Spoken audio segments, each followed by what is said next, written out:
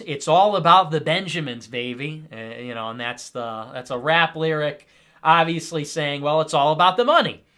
A lot of people read a lot more into that than what was there. I think what she was saying there was, well, why is it that Kevin McCarthy, why is it that our U.S. representatives are so eager? Why are they so zealous in trying to defend a foreign nation? Well, because they're getting paid by a foreign influence lobby. It's all about the money. Why are they doing that? Well, it's about money. Benjamins being money. It's pretty simple, right?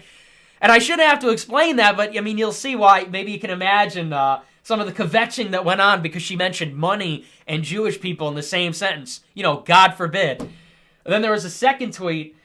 This woman, I hate this so much. We have so many non-white people in the country that we have to contend every day with all these goofy goobaloo names from, the third world. So this woman named Batya Ungar Sargon. Why can't you just be named Sally? Right? Why can't she just be named Sally or Patty or something? So Batya Ungar Sargon, she tweeted out, quote, "Would love to know what Ilhan thinks is paying American politicians to be pro-Israel, although I think I can guess. Bad form, Congresswoman. That's the second anti-Semitic trope you've tweeted. Uh-oh. Better be careful, Goyim. That's the second strike, right?" And Ilhan Omar quote tweeted in reply to this question, which is, I'm wondering who you think is paying politicians to be pro-Israel. I don't know, maybe that was intended to be a rhetorical question. Not a very good one, though, because there's a very straightforward answer, which Ilhan Omar quote tweets, and she says, AIPAC. Well, yeah, AIPAC, of course. Gee, I wonder who Ilhan Omar thinks is paying off all the politicians in Washington, D.C. to be pro-Israel. Yeah, I wonder who she thinks is doing that. Well, gee, could it be the American-Israeli Public Affairs Committee, which is in charge of a network of close to 30 political action committees, the second most powerful lobby in Washington, D.C. Maybe it's that organization. Maybe it's the one coordinating millions upon millions of dollars in campaign contributions to people based on their support for Israel. Could it be that? Could it be that institution? Would love to know who she thinks is paying American politicians to be pro-Israel. Oh, maybe it's the entity that's paying American politicians to be pro-Israel. Maybe it's that one. So she tweets out AIPAC.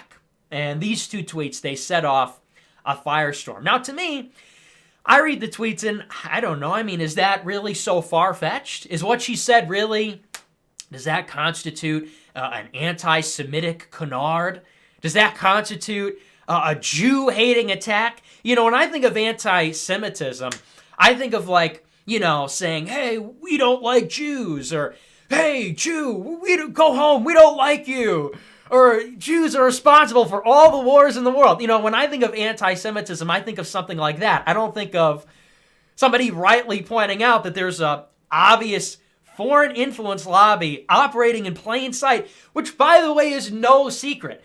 If you go into Israeli media, and it doesn't matter what publication, if you look at Haaretz, if you look at Jerusalem Post, if you look at The Forward, all these different Israeli media outlets, they're reporting on this. I saw one article today in Haaretz which said, Jews shouldn't be ashamed of the power AIPAC wields. They should be proud of it. Okay, so what's the disconnect here? Clearly, and you've got all these off-the-record sources, a lot of on-the-record sources talking about, again, this foreign influence lobby. And it's this large network of political activists, donors, campaigns, pundits, all kinds of different things. It's there, and everybody knows about it. So what did she say? What is the extent of what she said? It's all about the Benjamins, meaning, the reason politicians defend Israel is because, they're getting paid by a foreign lobby. And, who exactly is doing this foreign lobbying? Well, the foreign influence lobby, AIPAC. Okay. Now, that should be pretty straightforward and simple. And all the more reason because isn't the Democrats' whole crusade for the past 10 years, since Citizens United, been about big money in politics? How many times do we hear about the Koch brothers? They control Congress. The Koch brothers, they've got the shadowy influence network. They're lobbying politicians to deregulate the economy. How many times have we heard about the oil and gas lobby, fossil fuels? Alexandria Ocasio-Cortez was doing that just yesterday. She went on this anti-oil screed, this hateful anti-oil screed. in Congress talking about, she was doing this barrage of questioning saying, oh, well, a big oil lobby can give money to a politician, and then that politician can write legislation that affects the oil industry. Wow, this is unbelievable. Now, did anybody paint that as like an anti-oil canard, anti-oil conspiracy? How about Russia? What have the Democrats been talking about for the past 3 years? They think that Vladimir Putin and Russia and Russians are responsible for everything from like Tom Brady winning the Super Bowl to Republicans winning the Senate, Donald Trump becoming the president. They think he's responsible for like the Oscars getting bad ratings. They think Trump he's literally been in the Russian mafia for 40 years. 40 years. They believe that Roger Stone, all these characters are just secret Russian agents. They think I'm a Russian agent. So it's just very interesting to me. What is the disconnect with the logic here? Man, they threw her right under the bus, and they loved Ilhan Omar. You know, think about all the stuff you've seen in the past couple of weeks or couple of months about these freshman congresswomen like Cortez and Ilhan Omar, how excited they are about these young people of color, women getting into Congress and kicking ass.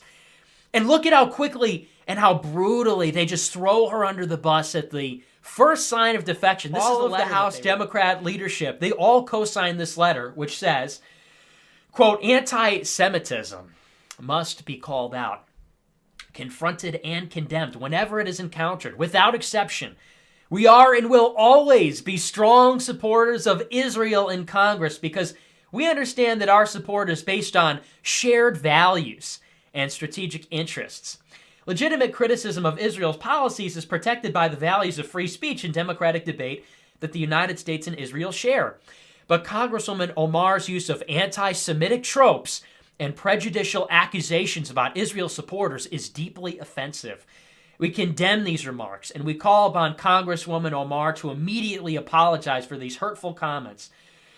As Democrats and as Americans, the entire Congress must be fully engaged in denouncing and rejecting all forms of hatred, racism, prejudice, and discrimination wherever they are encountered.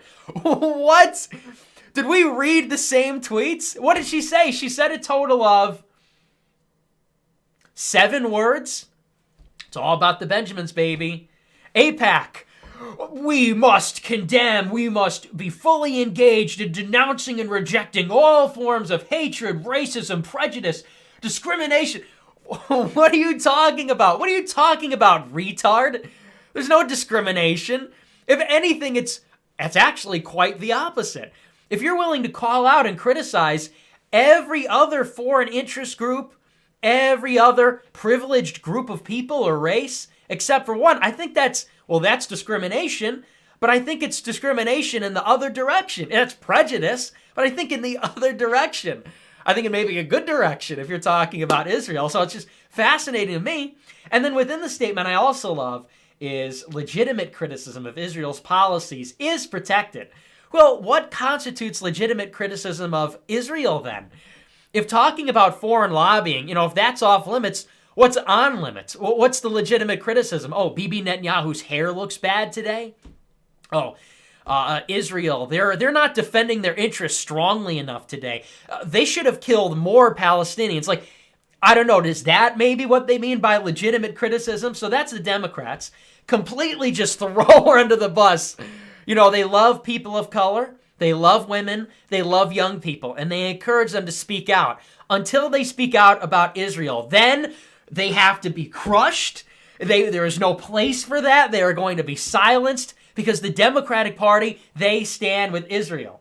Chelsea Clinton is out there condemning her. On the Republican side, it's almost just beyond parody. Ted Cruz tweeted out, quote, "Why is a member of Congress launching anti-Semitic slurs on Twitter?" What?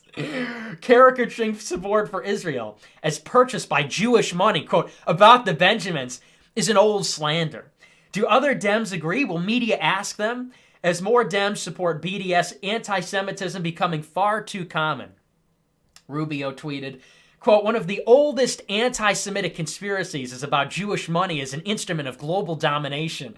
See the fake anti-Semitic Protocols of Zion. She might as well have tweeted, quote, "In our hands is the greatest power of our day, gold," which is, I guess, a quote from Protocols of the Elders of Zion. A little bit heavy-handed, don't you think?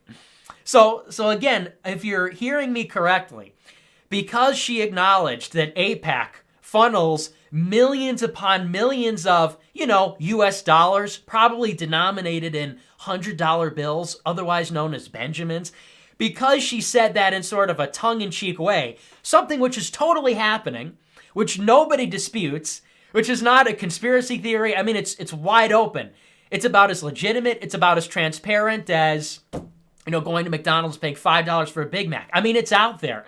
So because she acknowledged that AIPAC is paying politicians to support Israel, well, what she really meant by that was that it's those sneaky Jews, again, those sneaky, money-hungry, powerful Jewish people controlling the country through these shadowy influence networks of money. Wait a minute. Actually, I don't know. That kind of sounds accurate.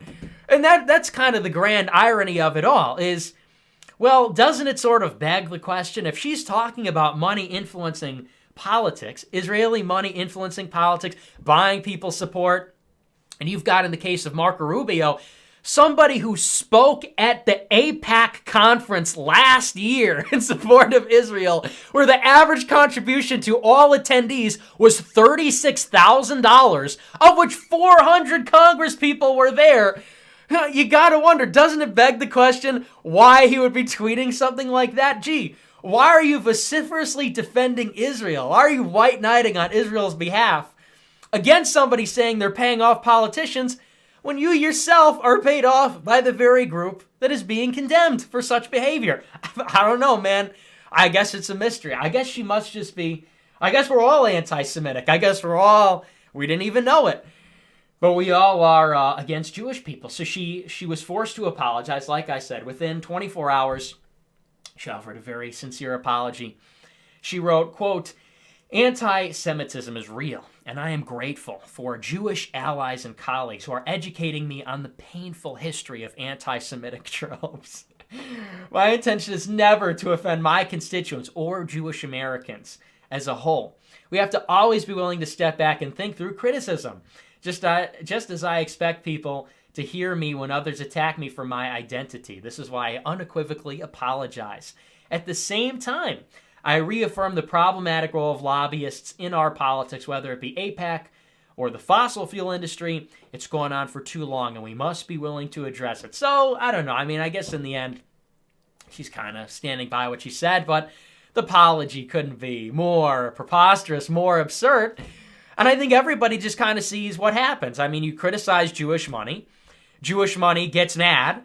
They send out their politicians to crush the person critiquing Jewish money, and the person critiquing Jewish money says, "I'm so sorry for offending everyone by talking about Jewish money. That was wrong and deeply, I would never want to offend Jewish money. Please accept my apology. Please, please, please." I mean, isn't it just so obvious what's happening here? And there was one tweet in particular which to me was so egregious. This was a tweet by the Republican Jewish caucus leader, Matt Brooks.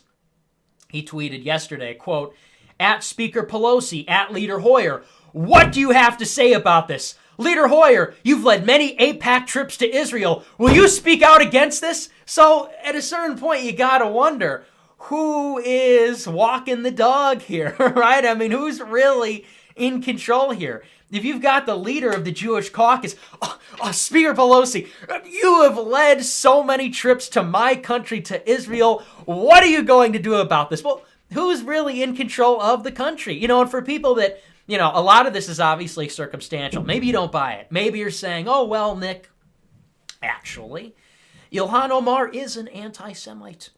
Don't you know this, Nick? She has made anti-Semitic statements in the past. And when she talks about it being all about the Benjamins with AIPAC and the Jewish lobby, that is absolutely a dog whistle. That is not a correct, totally obvious observation about the state of American politics based on what the Israeli media themselves say.